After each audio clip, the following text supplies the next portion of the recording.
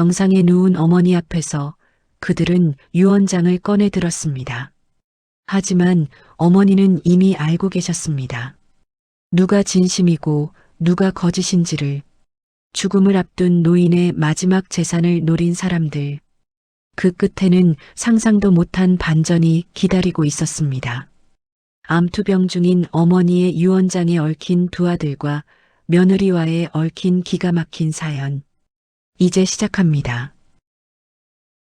봄 햇살이 따스하게 내리쬐는 4월의 어느 아침이었습니다. 서울 외곽의 한 요양병원 3층 병실. 창가 침대에 누워 계신 김옥순 할머니는 조용히 눈을 떴습니다. 78배 나이 깊게 패인 주름 사이로 한때 고운 미인이었을 흔적이 남아 있었습니다. 할머니, 주무셨어요? 상냥한 목소리가 들려왔습니다. 간병인 이현주였습니다. 35살의 현주는 단정한 머리와 부드러운 미소를 가진 여성이었습니다. 그녀는 옥순 할머니의 침대 곁으로 다가와 조심스럽게 이불을 정리했습니다. 예, 잘 잤어요. 옥순 할머니의 목소리는 가늘었습니다. 석 달 전 말기 폐암 진단을 받은 뒤로 기력이 눈에 띄게 떨어졌습니다. 병원에서는 길어야 6달이라고 했습니다. 항암 치료는 이미 포기한 상태였습니다. 현주는 세면대로 가서 따뜻한 물에 수건을 적셨습니다. 물기를 꼭 짜낸 수건으로 할머니의 얼굴을 닦아드렸습니다. 할머니, 오늘 날씨가 참 좋네요. 점심 드시고 나서 잠깐 휠체어로 정원 나가실까요? 그럴까요? 바람 좀 쐬면 좋겠네요. 옥순 할머니는 희미하게 미소 지었습니다. 현주는 참 착한 사람이라고 생각했습니다. 한 달 전부터 이곳에서 자신을 돌봐준 간병인이었습니다. 말수는 많지 않지만 손길은 늘 따뜻했습니다. 아침 식사 시간이었습니다. 현주가 죽을 떠서 할머니 입에 넣어드렸습니다. 천천히 드세요. 서두르지 마시고요. 옥순 할머니는 고개를 끄덕이며 죽을 삼켰습니다. 입맛이 없었지만 살아있는 동안은 먹어야 한다고 생각했습니다. 그때 병실 문이 열렸습니다. 어머니, 큰아들 김태준이었습니다. 46살 중견기업 부장으로 일하는 그는 단정한 양복 차림이었습니다. 태준이 왔구나. 예, 출근 전에 들렀어요. 태준은 침대 옆에 서서 어머니를 내려다봤습니다. 표정에서 특별한 감정은 읽히지 않았습니다. 오늘 컨디션은 어떠세요? 그냥, 그래. 별 따를 것 없어. 그러시군요. 짧은 대화였습니다. 태준은 간병인 현주를 돌아보았습니다. 잘 부탁드립니다. 네, 염려 마세요. 태준이 나가고 병실은 다시 조용해졌습니다. 옥순 할머니는 창밖을 바라보았습니다. 병원 정원에 벚꽃이 만개해 있었습니다. 아마 올해가 마지막 봄일 것이라는 생각이 들었습니다. 오전 11시쯤이었습니다. 병실 문이 다시 열렸습니다. 이번에는 큰 며느리 박미선이었습니다. 42살의 미선은 명품 핸드백을 들고 들어왔습니다. 짙은 화장과 잘 차려입은 옷차림이었습니다. 어머님, 안녕하세요. 미선의 목소리는 밝았습니다. 그래, 미선이 왔니? 네, 백화점 갔다가 들렀어요. 미선은 과일 바구니를 침대 옆 테이블에 놓았습니다. 그리고는 간병인 현주와 눈인사를 나눴습니다. 둘 사이에 묘한 긴장감이 흘렀습니다. 옥순 할머니는 그걸 느꼈지만 아무 말도 하지 않았습니다. 어머님, 요즘 식사는 잘하세요? 응. 현주 씨가 잘 챙겨줘서. 그래요? 다행이네요. 미선은 밝게 웃었습니다. 하지만 그 웃음이 눈까지 닿지 않는다는 걸 옥순 할머니는 알았습니다. 미선은 스마트폰을 꺼내 무언가를 확인했습니다. 어머님, 혹시 통장이나 도장 같은 거 어디 두셨는지 아세요? 왜? 옥순 할머니가 물었습니다. 미선은 잠시 망설이다가 대답했습니다. 아니, 나중에 정리할 것도 있고 해서요. 병원비도 계속 나가잖아요. 그건 내가 알아서 할 테니 신경 쓰지 마. 미선의 표정이 순간 굳었습니다. 하지만 곧 다시 웃음을 지었습니다. 네, 알겠어요. 그럼 편히 쉬세요. 미선은 서둘러 병실을 나갔습니다. 간병인 현주가 조용히 말했습니다. 할머니, 물 좀 드릴까요?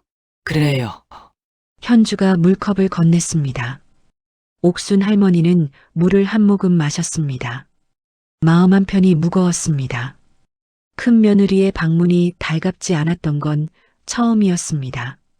점심시간이 지나고 오후가 되었습니다. 현주는 약속대로 옥순 할머니를 휠체어에 태워 정원으로 나갔습니다. 봄바람이 상쾌했습니다. 벚꽃잎이 바람에 흩날렸습니다.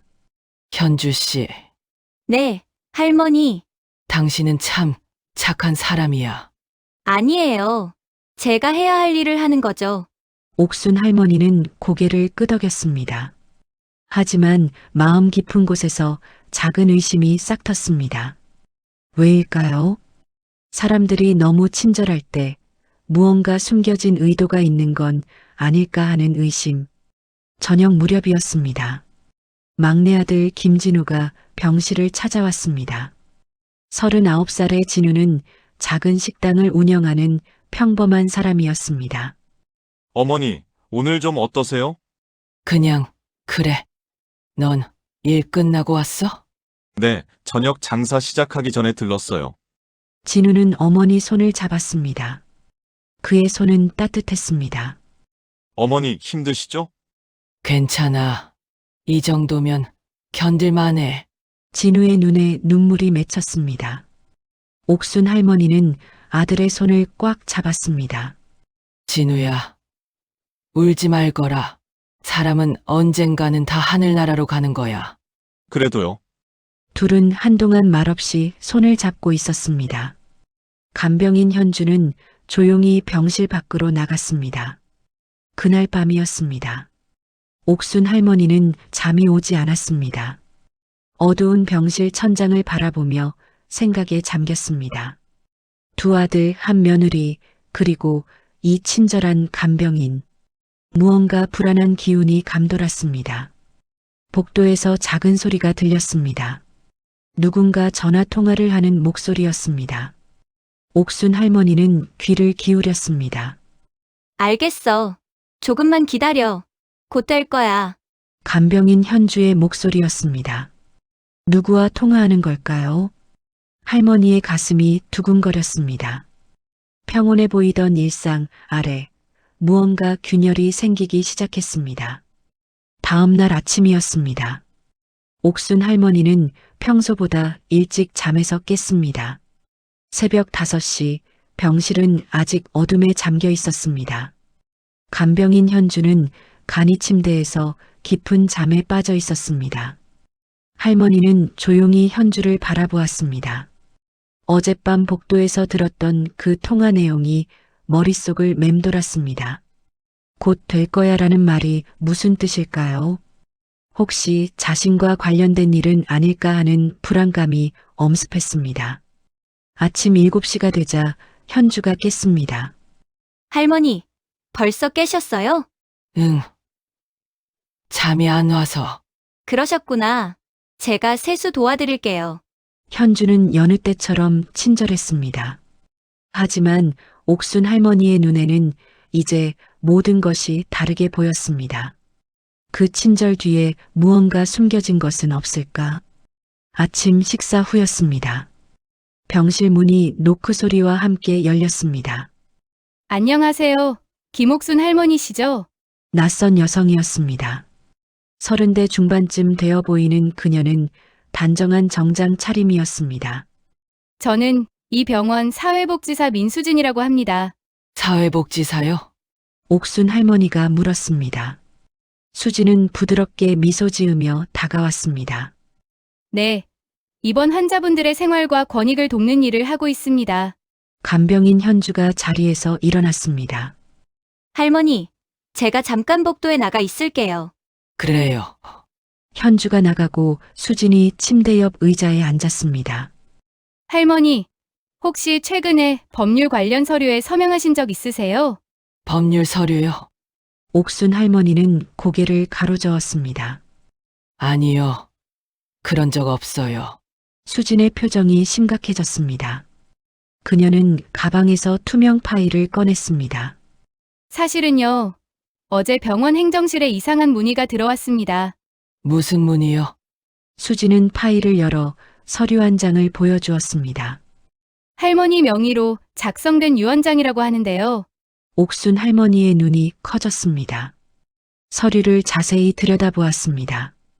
A사 용지에 빼곡하게 적힌 글씨들, 그리고 맨 아래에는 자신의 이름이 적혀 있었습니다. 도장까지 찍혀 있었습니다. 이게 무슨... 할머니의 손이 떨렸습니다. 수진이 조심스럽게 말을 이었습니다. 유언장 내용을 보면 할머니의 모든 재산을 큰 며느리 박미선 씨에게 상속한다고 되어 있습니다. 말도 안 돼요. 난 이런 거 쓴 적 없어요. 옥순 할머니의 목소리가 떨렸습니다. 수진은 고개를 끄덕였습니다. 그럴 줄 알았습니다. 서명 필적이 좀 이상해 보였거든요. 그럼 이건 가짜라는 얘기예요? 아직 확실하지 않지만 의심스러운 부분이 많습니다. 옥순 할머니는 서류를 다시 들여다보았습니다. 작성 날짜는 일주일 전이었습니다. 하지만 그날 자신은 고열로 하루 종일 누워 있었습니다. 유언장을 쓸 수 있는 상태가 아니었습니다. 할머니, 혹시 도장을 어디에 보관하고 계세요? 수진이 물었습니다. 도장은 집에 있어요. 여기는 안 가져왔는데. 그렇다면 누군가 집에서 가져왔을 가능성이 있습니다. 할머니의 가슴이 철렁 내려앉았습니다. 집 열쇠는 두 아들과 큰 며느리가 가지고 있었습니다. 수진이 조심스럽게 물었습니다. 할머니, 최근에 가족분들과 재산 문제로 이야기하신 적 있으세요? 옥순 할머니는 잠시 생각에 잠겼습니다.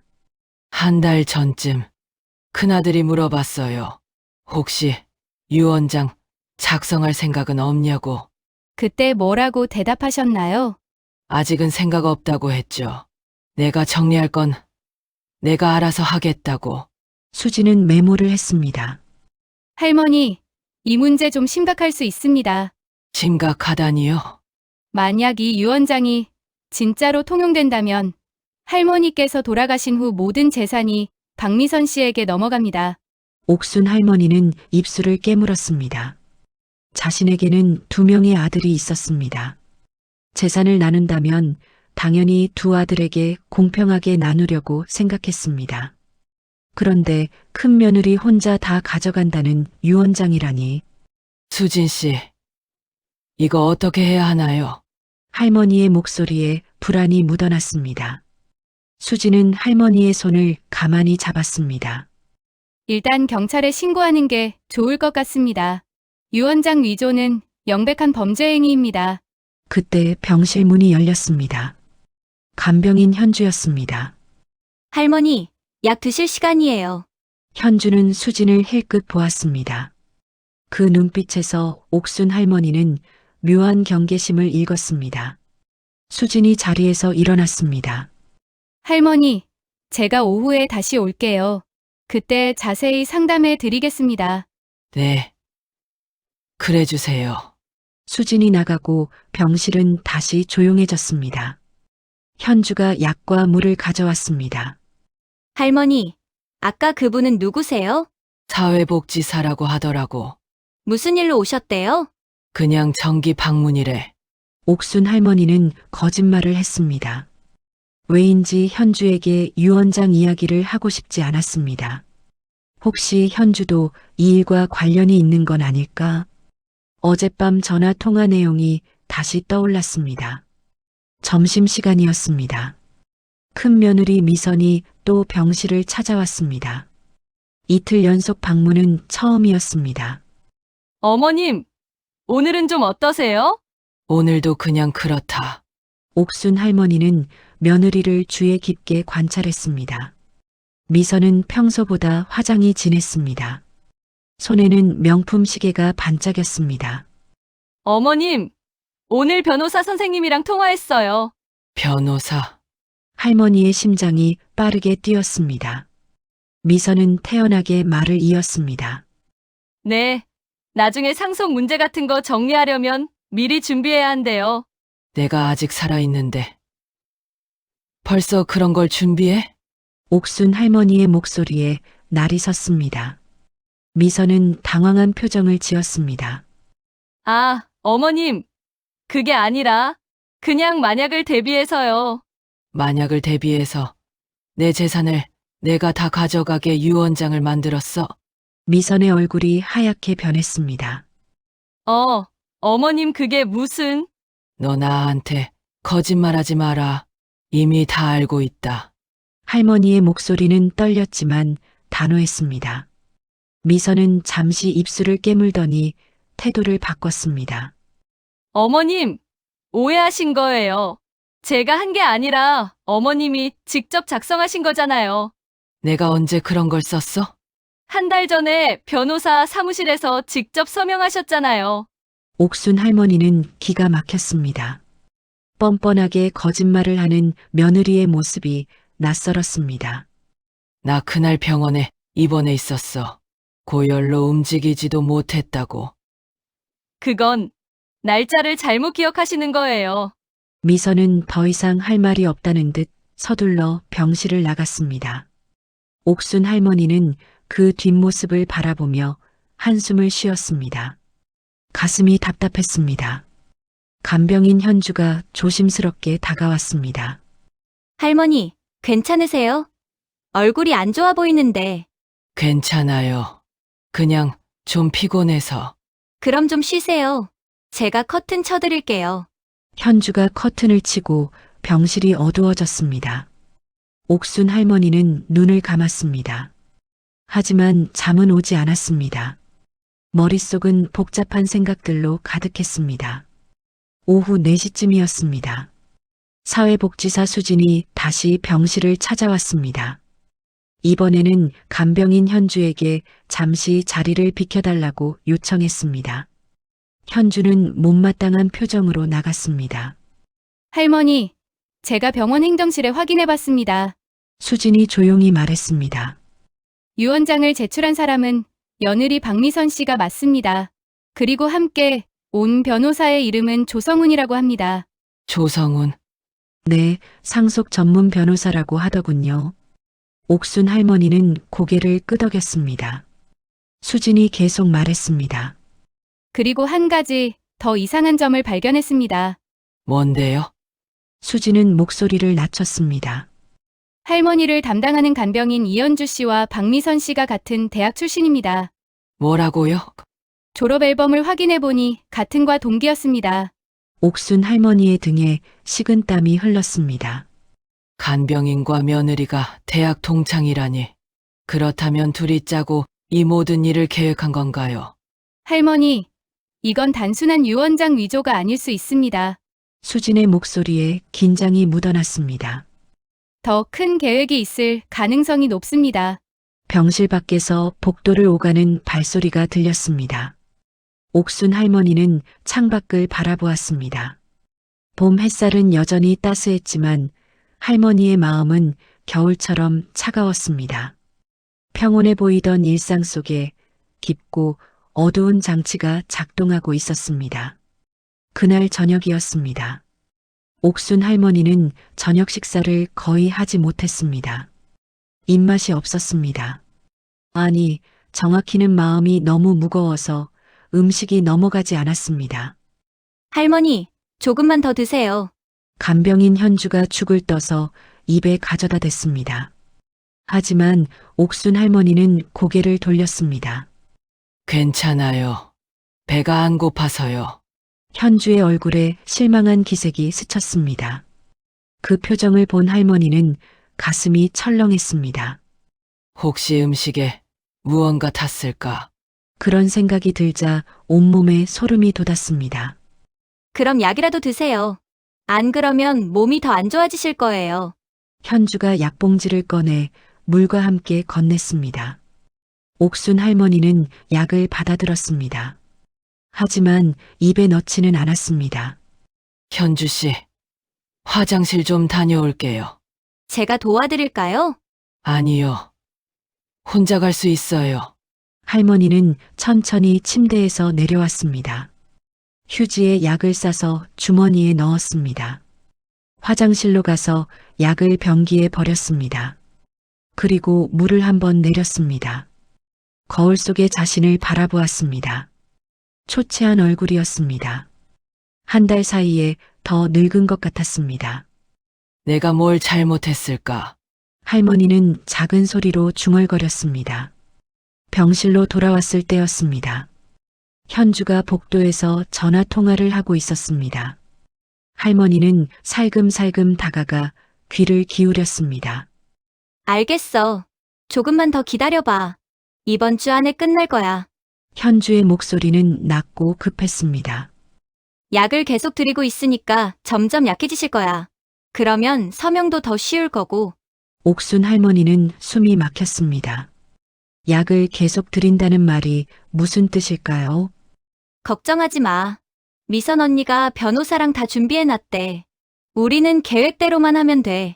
할머니의 온몸이 얼어붙었습니다. 미선 언니라는 말. 그렇다면 현주와 며느리는 정말 한편이었습니다. 현주가 전화를 끊었습니다. 옥순 할머니는 황급히 화장실로 돌아가 문을 닫았습니다. 가슴이 두근거렸습니다. 손이 떨렸습니다. 잠시 후 병실로 돌아갔습니다. 현주는 아무 일 없다는 듯 미소 지었습니다. 할머니, 약은 드셨어요? 네, 먹었어요. 거짓말이었습니다. 밤이 깊어갔습니다. 현주는 간이 침대에 누워 잠이 들었습니다. 옥순 할머니는 천장을 바라보며 생각에 잠겼습니다. 이대로 가만히 있을 수는 없었습니다. 무언가 해야 했습니다. 다음 날 아침이었습니다. 큰아들 태준이 병실을 찾아왔습니다. 어머니, 어제 미선이 한테 얘기 들었어요. 뭘 들었는데? 유원장 얘기요. 태준의 표정은 차분했습니다. 오히려 너무 차분해서 이상했습니다. 어머니, 미선이 말하길 어머니께서 직접 작성하셨다면서요? 난 그런 거 쓴 적 없어. 누가 위조한 거야? 태준은 잠시 침묵했습니다. 그리고는 의자를 끌어당겨 앉았습니다. 어머니, 사실 저도 알고 있었어요.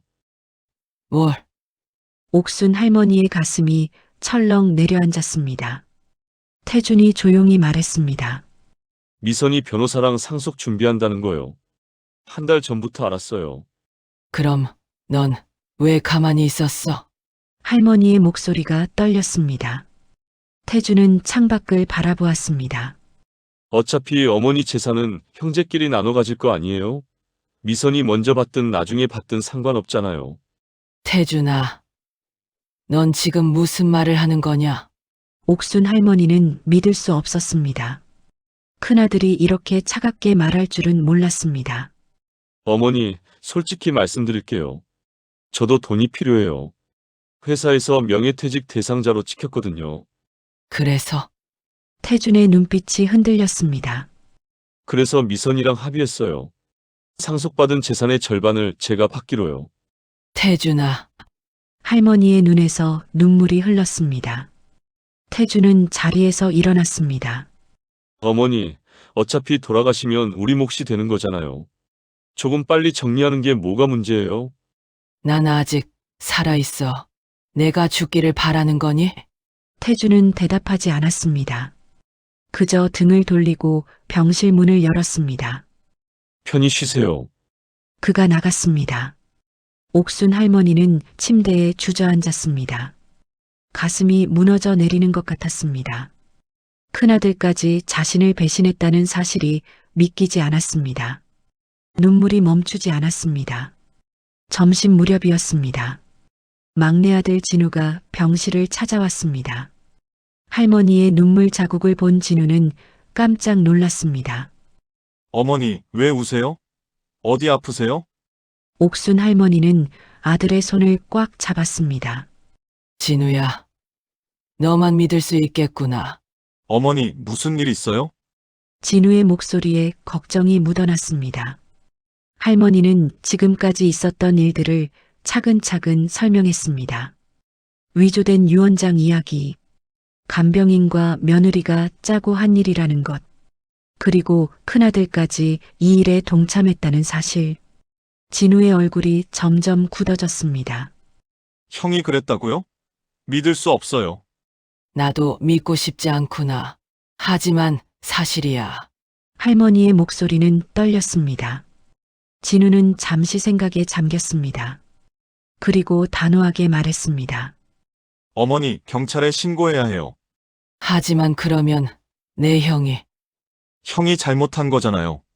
당연히 책임져야죠. 옥순 할머니는 진우의 눈을 바라보았습니다. 그 눈에는 분노와 슬픔이 동시에 담겨 있었습니다. 진우야, 미안하구나. 엄마가 자식 교육을 잘못 시켰나 봐. 아니에요, 어머니. 어머니 잘못이 아니에요. 진우는 어머니를 꼭 안았습니다. 할머니는 아들의 품에서 한참을 울었습니다. 평생 모은 재산보다 소중한 것을 잃어버린 것 같았습니다. 바로 가족에 대한 믿음이었습니다.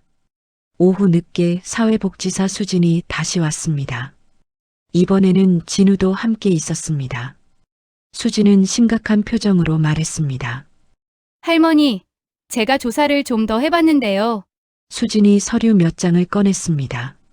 변호사 조성우는 과거에도 비슷한 사건으로 징계받은 적이 있습니다. 어떤 사건이요? 진우가 물었습니다. 독거노인의 유언장을 위조해서 재산을 가로챈 사건이에요. 그때는 증거 불충분으로 무혐의 처분을 받았지만요. 수진의 말에 진우의 표정이 더욱 굳어졌습니다. 그럼 이번에도 같은 수법을 쓴 거네요. 수진이 고개를 끄덕였습니다. 그리고 간병인 이현주 씨도 수상한 점이 있어요. 뭔데요? 최근 6개월 동안 3곳의 요양병원을 옮겨 다녔는데 담당했던 환자들이 모두 급작스럽게 유언장을 작성했다고 합니다. 옥순 할머니의 얼굴이 창백해졌습니다. 그럼 현주 씨가 다른 환자들도 네, 그럴 가능성이 높습니다. 진우가 주먹을 불끈 쥐었습니다. 당장 경찰에 신고해야겠어요. 그래. 진우야, 더 이상 지체할 수 없어. 할머니가 동의했습니다. 수진이 자리에서 일어났습니다. 제가 지금 바로 경찰서에 연락하겠습니다. 그리고 할머니, 오늘 밤부터는 간병인을 바꾸는 게 좋을 것 같아요. 그래 주세요. 할머니는 고개를 끄덕였습니다. 저녁이 되었습니다. 간병인 현주가 여느 때처럼 저녁 식사를 준비했습니다. 하지만 옥순 할머니는 손도 대지 않았습니다. 할머니, 왜 안 드세요? 배가 안 고파서요. 현주의 얼굴에 짜증 섞인 표정이 스쳤습니다. 그 순간 병실 문이 열렸습니다. 병원 관계자 2명이 들어왔습니다. 이현주 씨, 잠깐 나오시겠습니까? 현주의 표정이 굳었습니다. 무슨 일이신데요? 행정실에서 확인할 게 있다고 하네요. 현주는 불안한 눈빛으로 할머니를 바라보았습니다. 그리고 복도로 나갔습니다. 옥순 할머니는 창밖을 바라보았습니다. 해가 지고 있었습니다. 긴 하루였습니다. 진우가 할머니 손을 잡았습니다. 어머니, 이제 괜찮을 거예요. 그래. 고맙다. 내가 있어서 다행이야. 할머니는 작게 미소 지었습니다. 절망의 끝에서 할머니는 결심했습니다. 더 이상 당하고만 있지 않겠다고, 진실을 밝히고 악한 사람들을 응징하겠다고, 그리고 마지막 남은 시간 동안 진정으로 자신을 사랑하는 아들과 함께 보내겠다고. 밤하늘에 별이 떠올랐습니다. 어둠 속에서도 빛나는 별처럼. 할머니는 희망을 놓지 않기로 했습니다. 다음 날 아침 7시였습니다. 병실에 새로운 간병인이 들어왔습니다. 50대 중반의 차분해 보이는 여성이었습니다. 안녕하세요. 저는 채은미라고 합니다. 옥순 할머니는 안도의 한숨을 쉬었습니다. 밤새 현주가 다시 올까봐 잠을 제대로 이루지 못했습니다. 현주 씨는요? 어제 저녁에 급히 퇴사하셨다고 들었어요. 은미의 대답에 할머니는 고개를 끄덕였습니다. 아마도 뭔가 눈치를 챈 모양이었습니다. 하지만 도망쳐도 소용없을 것입니다. 이미 경찰에 신고가 들어갔으니까요. 아침 9시였습니다. 병실 문이 열리고 2명의 형사가 들어왔습니다. 40대 중반쯤 되어 보이는 남자 형사와 30대 초반의 여자 형사였습니다. 김옥순 할머니시죠? 저는 서울경찰청 강력팀 박민호 형사입니다. 남자 형사가 명함을 건넸습니다. 이쪽은 이지영 형사고요. 여자 형사도 정중하게 인사했습니다. 어제 신고 받고 왔습니다. 조사 좀 하겠습니다. 옥순 할머니는 침대에 상체를 일으켰습니다. 네. 말씀하세요. 박 형사가 의자에 앉으며 노트북을 꺼냈습니다. 먼저 위조된 유언장에 대해 설명해 주시겠어요? 할머니는 천천히 이야기를 시작했습니다. 일주일 전 날짜로 작성된 유언장. 자신은 그날 고열로 움직이지도 못했다는 것. 그리고 모든 재산을 큰 며느리에게 준다는 내용이 사실이 아니라는 것. 이지영 형사가 메모를 하며 물었습니다. 할머니, 도장은 어디에 보관하고 계셨나요? 집에 있어요. 서랍장 안에. 그럼 누가 그 도장을 가져갈 수 있었을까요? 옥순 할머니는 잠시 생각했습니다. 집 열쇠는 2 아들과 큰 며느리가 가지고 있어요. 박 형사가 고개를 끄덕였습니다. 그렇다면 내부인의 소행일 가능성이 높네요. 그때 병실 문이 열렸습니다. 사회복지사 수진이었습니다. 형사님들, 제가 준비한 자료 가져왔어요. 수진은 두툼한 파일을 건넸습니다. 박 형사가 파일을 펼쳐보았습니다. 이게 뭡니까? 간병인 이현주와 박미선 씨의 연결고리를 정리한 자료입니다. 수진이 설명을 시작했습니다. 2 사람은 같은 대학 같은과 동기예요. 졸업 후에도 계속 연락하며 지냈고요.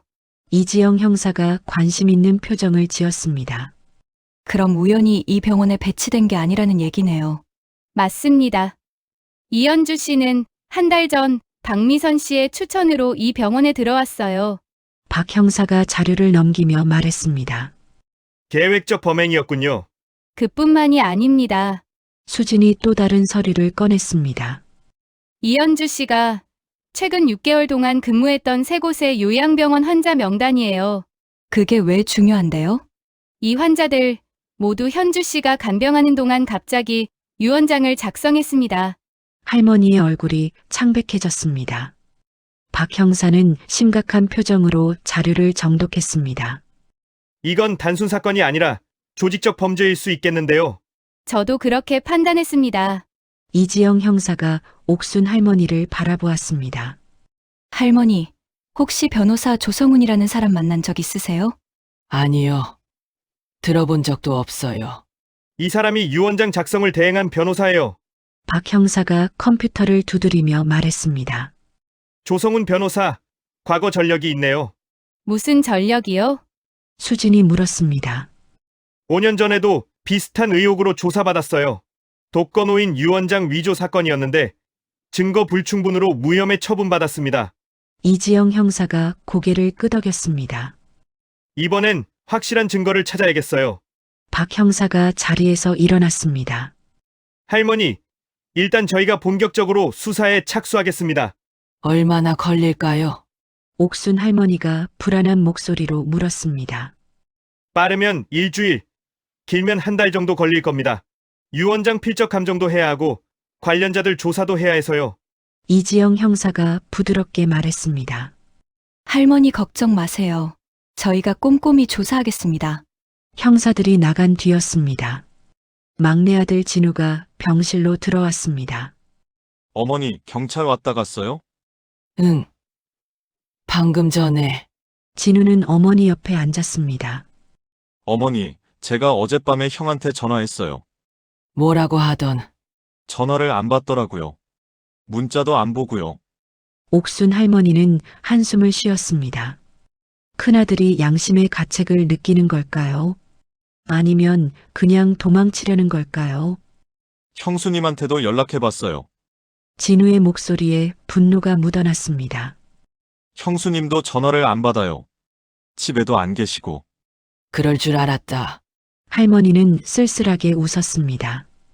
점심 무렵이었습니다. 박 형사에게서 전화가 왔습니다. 진우가 전화를 받았습니다. 네, 형사님. 예, 알겠습니다. 전화를 끄는 진우의 표정이 밝아졌습니다. 어머니, 좋은 소식이에요. 무슨 소식인데? 형사들이 형수님 명의 계좌를 추적하기 시작했대요. 옥순 할머니의 눈에 희망이 피어올랐습니다. 그래? 뭐라도 나왔다고 하든. 아직은 모르지만 곧 결과가 나올 거래요. 진우가 어머니 손을 꼭 잡았습니다. 오후 3시였습니다. 수진이 다시 병실을 찾아왔습니다. 이번에는 또 다른 서류 뭉치를 들고 왔습니다. 할머니, 제가 또 찾아낸 게 있어요. 수진이 흥분한 목소리로 말했습니다.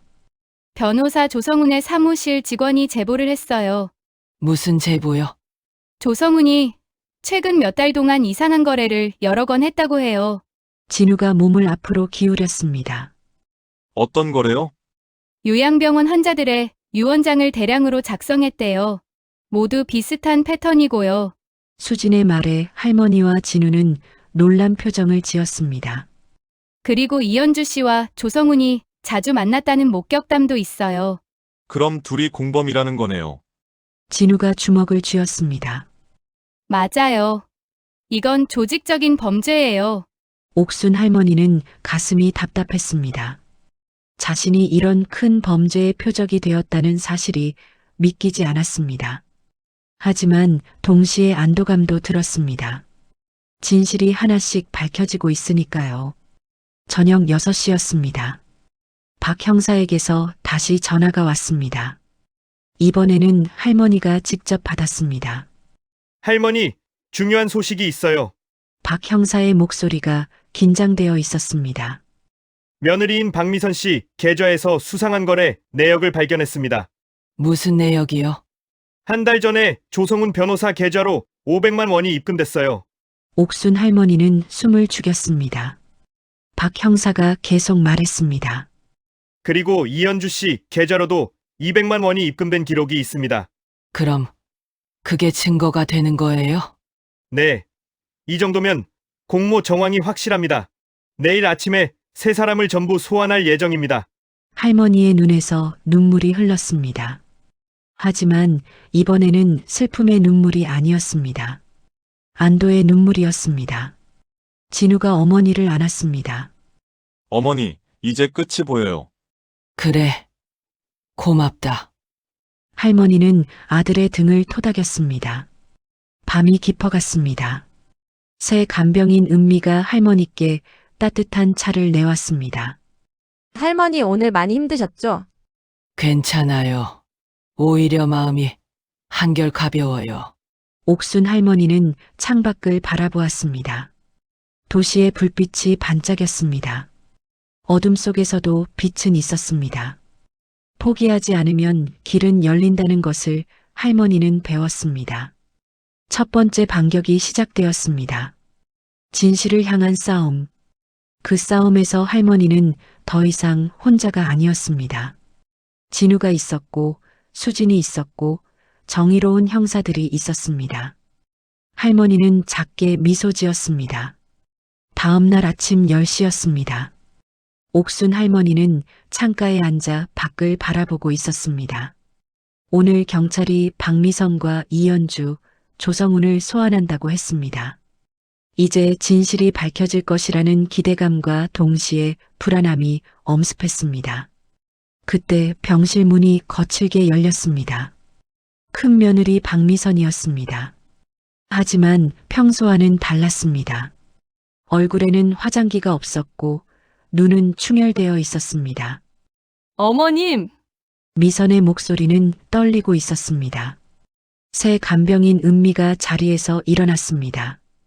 누구세요? 큰며느리예요. 어머님과 얘기 좀 해야겠어요. 미선은 은미를 밀치듯 지나갔습니다. 잠깐만. 나가 있어 줄래요? 가족끼리 할 얘기가 있으니까. 미선의 날카로운 목소리에 은미는 당황했습니다. 옥순 할머니가 조용히 말했습니다. 은미 씨, 괜찮아요. 잠깐 나가 계세요. 은미는 불안한 표정으로 병실을 나갔습니다. 문이 닫히자 미선이 할머니 앞으로 다가왔습니다. 어머님, 왜 이러세요? 미선의 목소리에는 분노가 섞여 있었습니다. 왜 경찰에 신고를 하신 거예요? 내가 왜 그랬는지 모르겠냐? 옥순 할머니는 차분했습니다. 미선은 손을 부들부들 떨며 말했습니다. 어차피 어머님 돌아가시면 우리가 받을 재산이잖아요. 조금 빨리 정리하는 게 뭐가 문제예요? 넌 지금 무슨 말을 하는 거니? 할머니의 목소리에 힘이 실렸습니다. 미선은 눈물을 글썽이며 말했습니다. 어머님은 모르실 거예요. 우리가 얼마나 힘든지. 무슨 소리야? 태준 오빠 회사에서 잘렸어요. 명예퇴직이라고 하지만 사실상 해고예요. 미선의 목소리가 떨렸습니다. 집에는 대출금이 2억이나 있고 애들 학원비도 밀렸어요. 그래서 내 재산을 가로채려고 한 거야? 옥순 할머니는 믿을 수 없다는 표정이었습니다. 미선은 주저앉으며 울기 시작했습니다. 저도 어쩔 수 없었어요. 현주 언니가 그러는데 이런 일이 흔하대요. 흔하다고 해서 범죄가 정당화되니? 미선은 고개를 들었습니다. 눈빛이 변했습니다. 슬픔 대신 차가운 계산이 서려 있었습니다. 어머님, 신고 취하하세요. 뭐라고? 지금이라도 신고를 취하하시면 저희가 조용히 물러날게요. 미선의 목소리는 이제 협박조였습니다. 하지만 계속 이러시면 이러면 어쩔 건데? 옥순 할머니는 물러서지 않았습니다. 미선은 가방에서 스마트폰을 꺼냈습니다. 어머님, 이거 보세요. 화면에는 진우가 식당에서 일하는 모습이 찍혀 있었습니다. 이게 뭐니? 막내 동생 식당이요. 요즘 장사 잘 되시나 봐요? 미선이 비웃듯 말했습니다. 그런데 이 식당 위생검사 제대로 받았나 모르겠네요. 할머니의 얼굴이 굳었습니다. 미선이 계속 말했습니다. 그리고 소방안전검사도요. 신고 한번 들어가면 몇 달은 영어 못할 텐데. 미선아, 내가 지금 협박하는 거니? 협박이 아니에요. 그냥 현실을 말씀드리는 거죠. 미선은 차갑게 웃었습니다. 신고를 취하하세요. 그러면 모두에게 좋아요. 난 절대 그럴 수 없다. 옥순 할머니는 단호했습니다. 미선의 표정이 일그러졌습니다. 후회하실 거예요. 그녀는 병실 문을 박차고 나갔습니다. 할머니는 떨리는 손으로 진우에게 전화를 걸었습니다. 여보세요, 어머니? 진우야, 너 지금 식당에 있니? 네, 점심 장사 준비 중이에요. 왜요? 아무것도 아니야. 그냥 내 목소리 듣고 싶어서. 할머니는 애써 침착한 척했습니다. 하지만 가슴은 두근거렸습니다. 미선의 협박이 현실이 될까봐 두려웠습니다. 오후 2시였습니다. 병실 전화벨이 울렸습니다. 옥순 할머니가 받았습니다. 여보세요? 김옥순 할머니시죠? 낯선 남자의 목소리였습니다. 낮고 위협적인 톤이었습니다. 누구세요? 저는 조성훈 변호사 사무실에서 일하는 사람입니다. 할머니의 심장이 빠르게 뛰었습니다.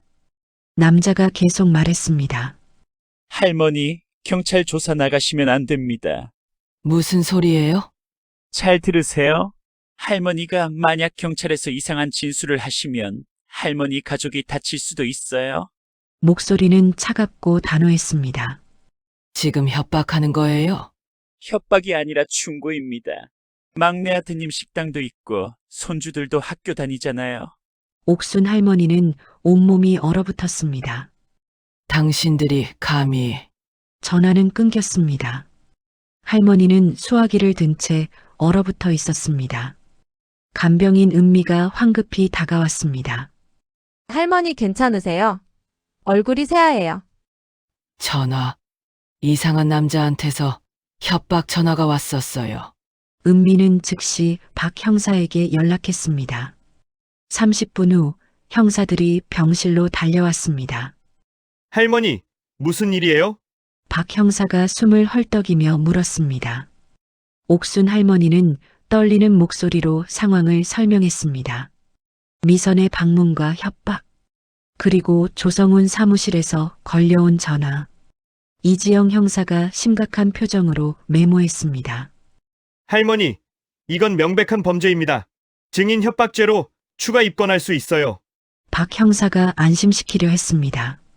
하지만 진우가 걱정돼요. 혹시 정말로 무슨 일이라도 생기면 할머니의 눈에서 눈물이 흘렀습니다. 걱정 마세요. 저희가 막내 아드님 식당에 순찰을 강화하겠습니다. 이지영 형사가 부드럽게 말했습니다. 그리고 할머니께도 경호를 붙이겠습니다. 경호요? 네, 이제 이 사건은 단순 사기가 아니라 조직 범죄 가능성이 높아요. 박 형사가 심각하게 말했습니다. 할머니 안전이 최우선입니다. 옥순 할머니는 고개를 끄덕였습니다. 저녁 6시였습니다. 진우가 급히 병실로 들어왔습니다. 어머니, 형사님한테 연락받았어요. 진우야, 괜찮니? 네, 저는 괜찮아요. 어머니는요?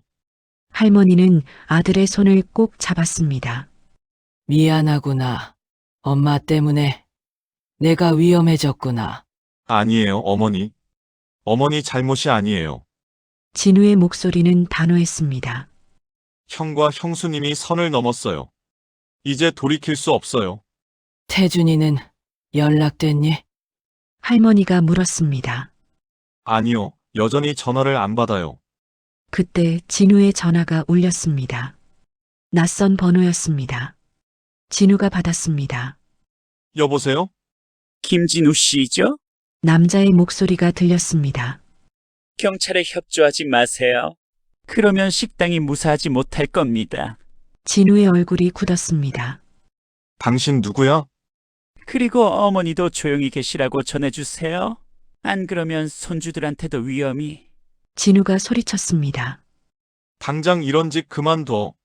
경찰에 신고하겠어. 전화는 끊겼습니다.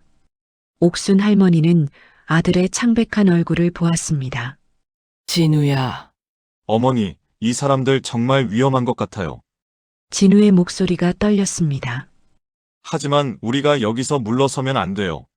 진우가 어머니 손을 꼭 잡았습니다. 경찰을 믿어야 해요. 할머니는 고개를 끄덕였습니다. 밤이 깊어갔습니다. 병실 복도에는 경찰관이 배치되었습니다. 옥순 할머니는 침대에 누워 천장을 바라보았습니다. 이렇게까지 상황이 악화될 줄은 몰랐습니다. 간병인 은미가 따뜻한 우유를 가져왔습니다. 할머니 이거라도 드시고 주무세요. 고마워요. 할머니는 우유를 받아 마셨습니다. 창밖에는 빗방울이 떨어지기 시작했습니다.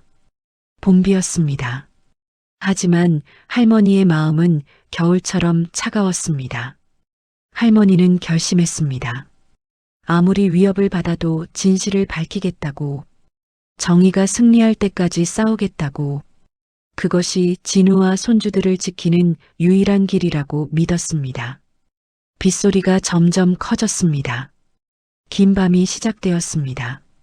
사흘이 지났습니다. 비가 그치고 맑은 날씨가 돌아왔습니다. 하지만 옥순 할머니의 마음은 여전히 무거웠습니다. 경찰 조사가 본격적으로 시작된다는 연락을 받았기 때문입니다. 오전 10시였습니다. 박 형사와 이지영 형사가 병실을 찾아왔습니다. 이번에는 표정이 밝았습니다. 할머니, 좋은 소식 있습니다. 박 형사가 서류 봉투를 꺼냈습니다. 유 원장 필적 감정 결과가 나왔어요. 옥순 할머니의 심장이 두근거렸습니다. 어떻게 나왔어요? 이지영 형사가 부드럽게 설명했습니다. 유 원장의 서명은 할머니 것이 아닙니다. 누군가 의도적으로 모방한 흔적이 명확해요. 그럼 이제 위조된 게 증명된 거네요. 진우가 안도의 한숨을 쉬었습니다. 박 형사가 고개를 끄덕였습니다. 네. 이제 법적으로 이 유 원장은 무효입니다.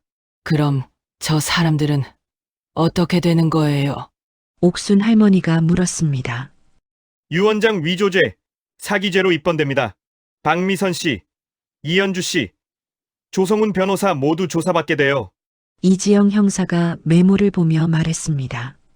오늘 오후에 세 사람 전부 경찰서로 소환했습니다. 할머니는 조용히 눈을 감았습니다. 하지만 박 형사의 표정은 여전히 무거웠습니다. 할머니, 사실 더 심각한 문제가 있습니다. 뭔데요? 진우가 긴장된 목소리로 물었습니다. 박 형사는 잠시 망설이다 입을 열었습니다.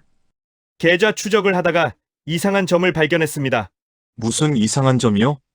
박미선 씨 계좌에서 조성훈 변호사와 이현주 씨에게 돈이 송금된 건 이미 말씀드렸죠?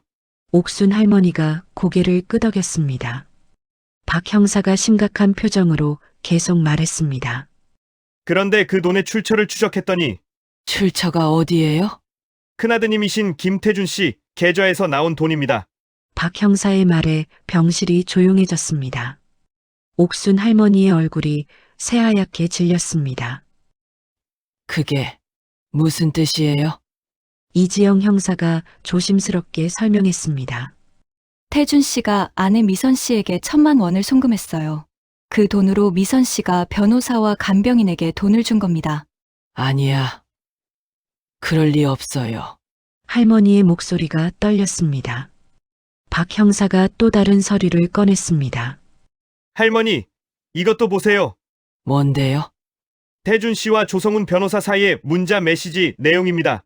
옥순 할머니는 떨리는 손으로 서류를 받았습니다. 문자 내용이 그곳에 적혀 있었습니다. 유원장 작성 완료했습니다.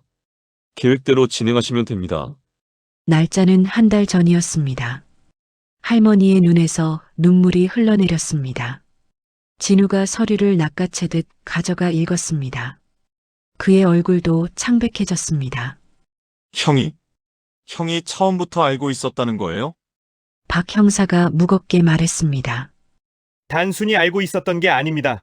적극적으로 계획에 참여했어요. 그럴 리가. 진우는 믿을 수 없다는 표정이었습니다. 이지영 형사가 추가 자료를 펼쳤습니다. 태준 씨는 이 일이 성공하면 재산의 절반을 받기로 미선 씨와 합의했습니다. 그게 사실이에요? 옥순 할머니가 떨리는 목소리로 물었습니다. 네. 둘 사이의 녹음 파일도 확보했습니다. 박 형사가 스마트폰을 꺼내 재생 버튼을 눌렀습니다. 스피커에서 태준의 목소리가 흘러나왔습니다. 어머니가 돌아가시면 재산이 5억 정도 될 거야. 내가 유원장으로 다 받으면 우리 반씩 나누는 거지? 미선의 목소리가 이어졌습니다. 그래, 걱정 마. 조성훈 변호사가 완벽하게 처리한대. 옥순 할머니는 스마트폰을 보며 입술을 깨물었습니다. 큰아들의 목소리였습니다.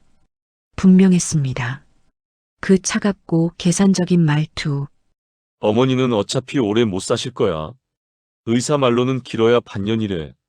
태준의 목소리는 감정이 없었습니다. 그러니까 미리 정리하는 게 낫지. 녹음이 끝났습니다. 옥순 할머니는 침대에 주저앉았습니다. 가슴이 찢어지는 것 같았습니다. 진우는 주먹으로 벽을 쳤습니다. 형이 어떻게 이럴 수가 있어요? 박 형사가 조용히 말했습니다. 태준 씨는 단순히 묵인한 게 아니라 공모자입니다. 유 원장 위조를 기획하고 자금을 댄 주범 중 한 명이에요. 그럼 형도 체포되는 거예요? 진우가 물었습니다. 네. 오늘 오후에 함께 소환됩니다. 이지영 형사가 대답했습니다. 사기 방조죄, 문서위조, 공모죄로 입건될 예정입니다. 옥순 할머니는 고개를 떨궜습니다. 할머니, 힘드시겠지만 이게 진실입니다. 박 형사의 목소리에 안타까움이 묻어났습니다. 태준 씨는 어머니가 오래 사시지 못할 거라는 걸 알고 재산을 미리 가로채려 했어요. 내가 뭘 잘못했을까요? 할머니의 목소리는 가늘게 떨렸습니다. 두 아들을 똑같이 키웠어요. 똑같이 사랑했고요. 할머니 잘못이 아닙니다. 이지영 형사가 위로했습니다. 진우가 어머니 손을 꼭 잡았습니다. 어머니, 형은 이미 제정신이 아니에요. 잊으세요. 하지만 내 아들인데 할머니의 눈물이 멈추지 않았습니다. 오후 2시였습니다. 병실 창밖으로 경찰차가 보였습니다. 박미선, 이현주, 조성훈이 차례로 경찰차에 탔습니다. 그리고 마지막으로 큰아들 태준이 나타났습니다. 옥순 할머니는 창가로 다가갔습니다. 태준은 고개를 숙인 채 경찰차로 걸어갔습니다. 순간 그가 병원 건물을 올려다보았습니다. 어머니와 눈이 마주쳤습니다. 태준의 얼굴에는 아무런 감정이 없었습니다. 후회도 미안함도 보이지 않았습니다. 그저 무표정할 뿐이었습니다. 할머니는 창문에 손을 짚고 고개를 떨궜습니다. 어머니, 창문 닫으세요. 춥잖아요. 진우가 어머니를 의자로 이끌었습니다. 진우야. 난 어디서부터 잘못된 건지 모르겠다. 어머니는 잘못하신 게 없어요. 형이 변한 거예요. 옥순 할머니는 한숨을 쉬었습니다. 평생 모은 재산보다 더 큰 것을 잃었습니다. 큰아들에 대한 믿음, 가족에 대한 신뢰, 그 모든 것이 무너졌습니다. 저녁이 되었습니다. 박 형사에게서 연락이 왔습니다. 할머니, 4명 모두 조사 중입니다. 언제쯤 끝나나요? 최소 며칠은 걸릴 겁니다. 증거가 명확해서 구속영장 청구할 예정입니다. 옥순 할머니는 전화를 끊었습니다. 승리였습니다. 진실이 밝혀졌습니다. 하지만 마음은 조금도 기쁘지 않았습니다. 간병인 은미가 저녁 식사를 가져왔습니다. 할머니 조금만 드세요. 하지만 할머니는 수저를 들지 못했습니다. 입맛이 없었습니다. 밤이 깊어갔습니다. 진우는 어머니 곁을 지켰습니다. 어머니, 주무세요. 이제 다 끝났어요. 끝이 아니야. 진우야. 이제 시작이야. 할머니는 작게 중얼거렸습니다. 창밖에는 별이 떠올랐습니다. 어둠 속에서도 빛나는 별들. 하지만 할머니의 마음에는 아직 어둠이 가득했습니다. 최후의 결전에서 이겼지만 그 대가는 너무도 컸습니다. 첫 번째 반전이 드러났습니다. 큰아들이 공범이었다는 충격적인 진실. 하지만 할머니는 아직 몰랐습니다. 더 큰 반전이 기다리고 있다는 것을. 일주일이 지났습니다. 옥순 할머니는 검찰청 증인조사실에 출석했습니다. 진우가 휠체어를 밀어 함께 들어갔습니다. 조사실 안에는 검사와 박 형사, 이지영 형사가 기다리고 있었습니다. 할머니 들어오세요. 검사는 50대 중반의 단정한 여성이었습니다. 편하게 앉으세요. 진우가 할머니를 의자에 앉혔습니다. 검사가 서류를 펼치며 말했습니다. 김옥순 할머니 오늘 중요한 증언을 해주셔야 합니다. 네. 알고 있습니다. 할머니의 목소리는 차분했습니다. 조사실 옆방에는 박미선, 이현주, 조성훈, 그리고 김태준이 각각 대기하고 있었습니다. 검사가 물었습니다. 할머니 이 유언장을 보신 적 있으십니까? 검사가 위조된 유언장을 보여주었습니다. 네. 봤습니다. 직접 작성하신 겁니까? 아니요. 제가 쓴 게 아닙니다. 옥순 할머니는 명확하게 대답했습니다.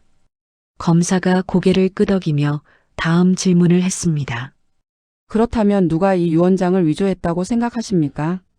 큰며느리 박미선과 간병인 이현주 그리고 변호사 조성훈이 짜고 한 일입니다. 어떻게 확신하십니까? 옥순 할머니는 가방에서 작은 녹음기를 꺼냈습니다.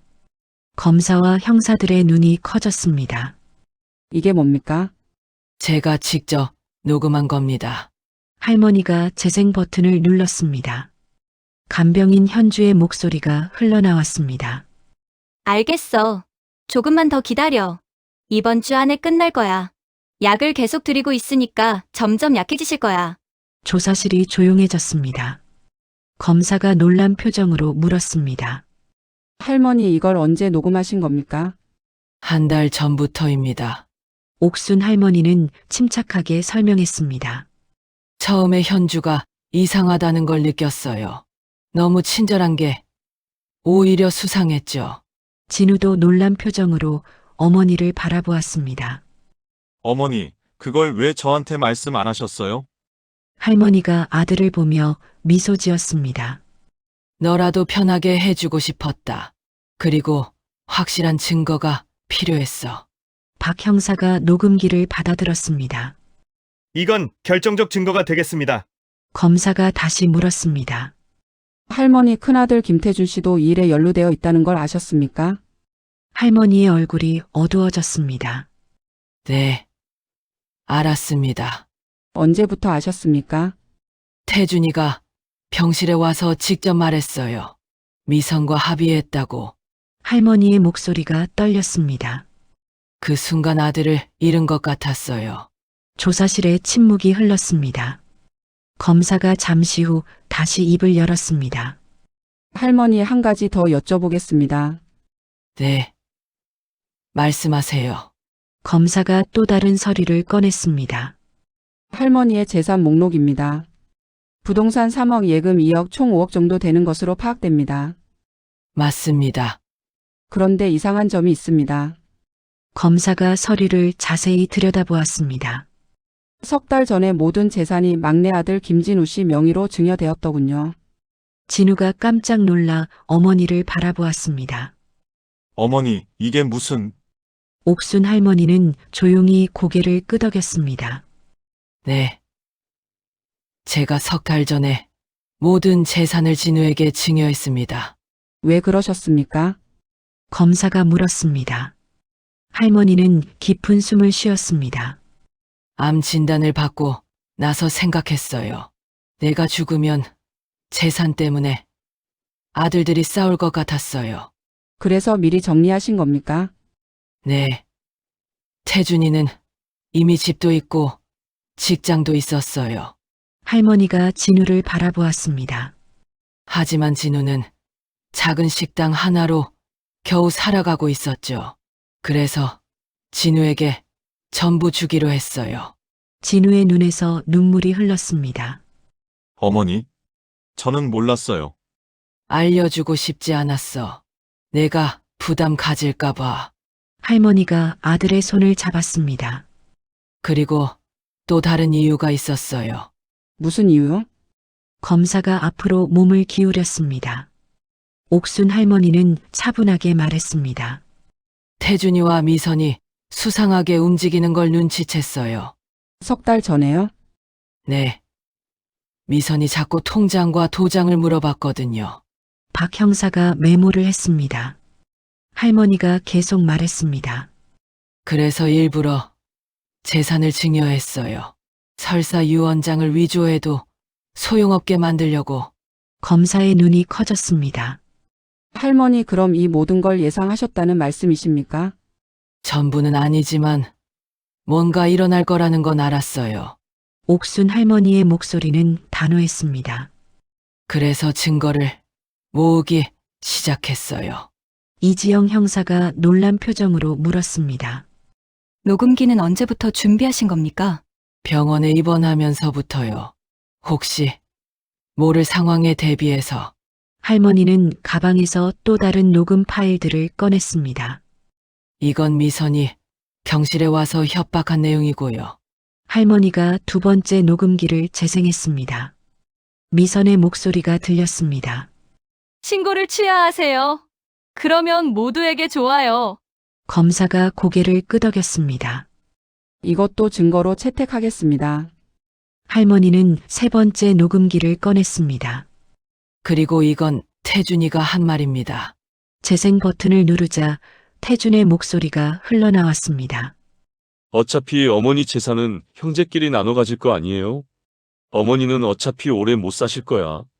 조사실의 공기가 무거워졌습니다.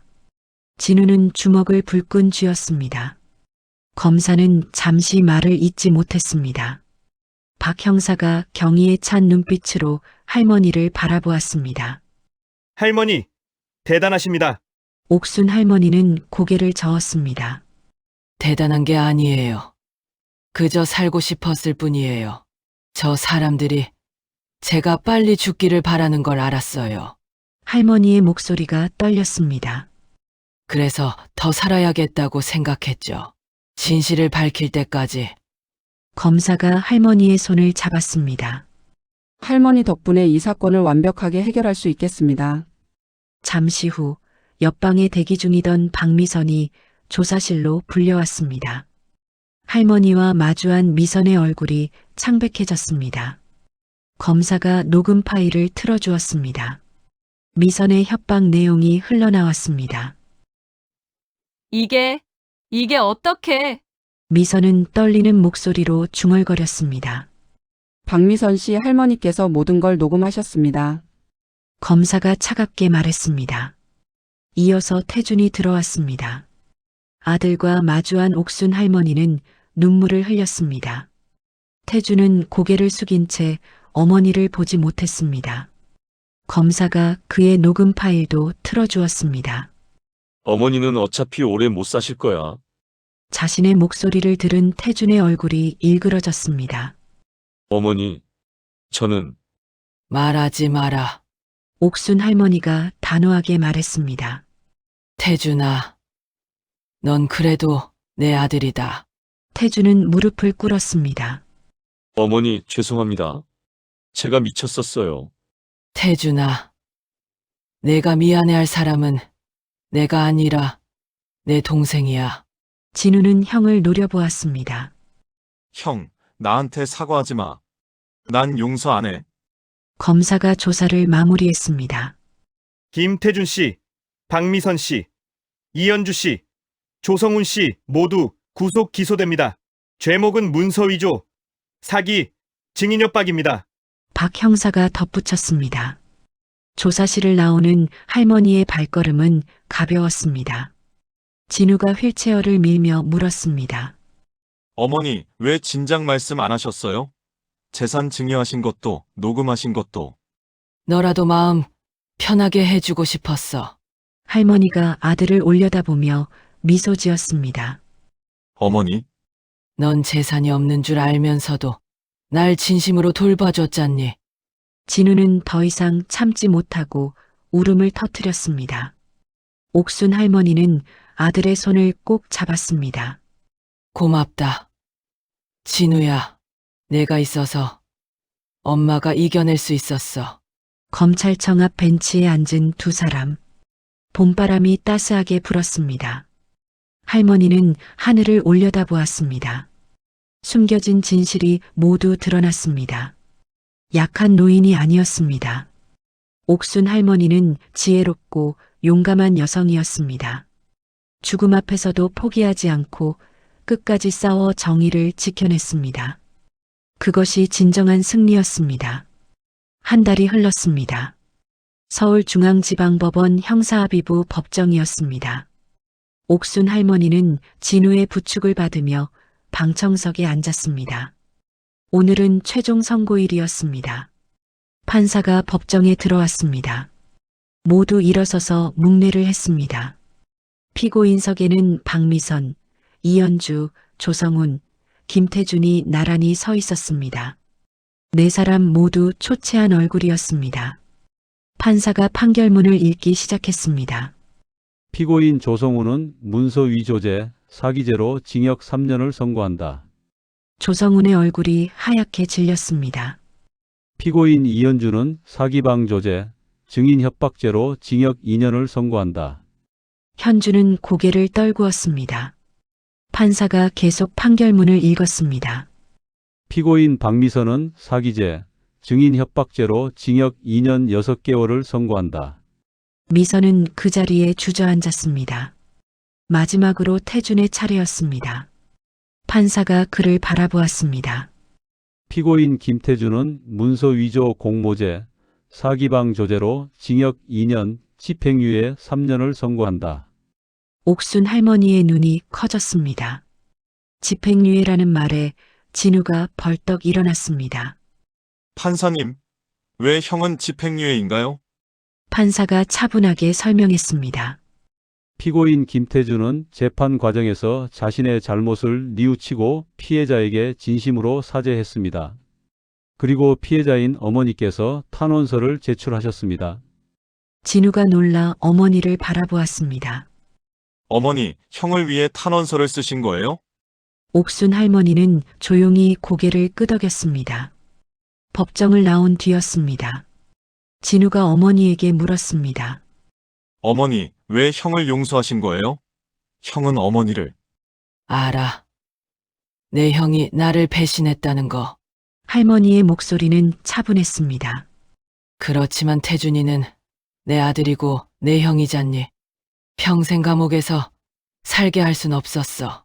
진우야, 용서는 상대를 위한 게 아니라 나를 위한 거란다. 할머니가 아들의 손을 잡았습니다. 미움을 품고 살면 내가 더 힘들어. 그냥 놓아주기로 했어. 진우는 아무 말도 하지 못했습니다. 어머니의 깊은 마음을 이해했습니다. 법원 앞 벤치에 앉았을 때였습니다. 태준이 나타났습니다. 그는 어머니 앞에 무릎을 꿇었습니다. 어머니, 정말 죄송합니다. 태준의 목소리는 떨렸습니다.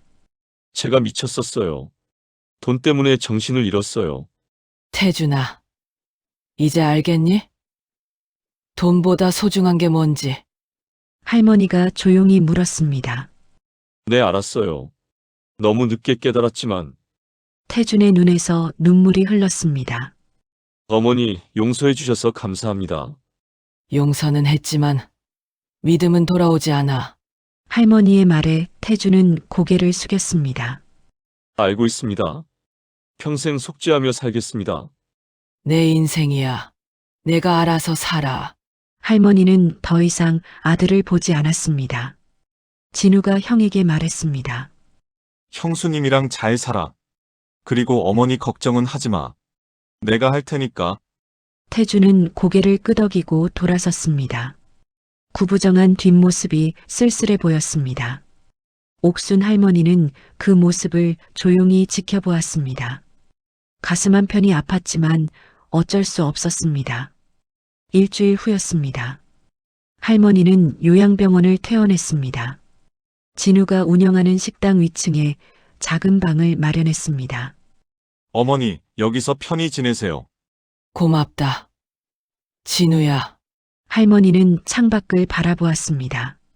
작은 동네였지만 사람들이 붐볐습니다. 생기 있는 거리였습니다. 여기가 좋구나. 살아있다는 느낌이 들어. 진우가 어머니를 위해 차를 끓였습니다. 어머니, 이제 푹 쉬세요. 제가 옆에 있을게요. 진우야. 넌 참 효자야. 할머니는 아들의 손을 꼭 잡았습니다. 한 달이 또 지났습니다. 할머니의 건강은 조금씩 나아졌습니다. 의사도 놀라워했습니다. 할머니 암세포 진행이 많이 느려졌어요. 어떻게 된 거예요? 진우가 의사 선생님한테 물었습니다. 아마도 마음을 편히 먹어서 그런 것 같아요. 스트레스가 줄어들면 면역력이 높아지거든요. 의사의 말에 할머니는 미소 지었습니다. 어느 봄날 오후였습니다. 할머니는 진우의 식당 아래층으로 내려왔습니다. 손님들이 식사를 하고 있었습니다. 어머니, 왜 내려오셨어요? 제가 올라갈 텐데. 진우가 황급히 다가왔습니다. 아니야. 난 여기가 좋아. 사람들 보는 게 재미있더라. 할머니는 구석 자리에 앉았습니다. 손님들이 밥을 먹으며 웃고 떠드는 모습이 보기 좋았습니다. 한 젊은 여성 손님이 진우에게 말했습니다. 사장님, 여기 음식 정말 맛있어요. 자주 올게요. 감사합니다.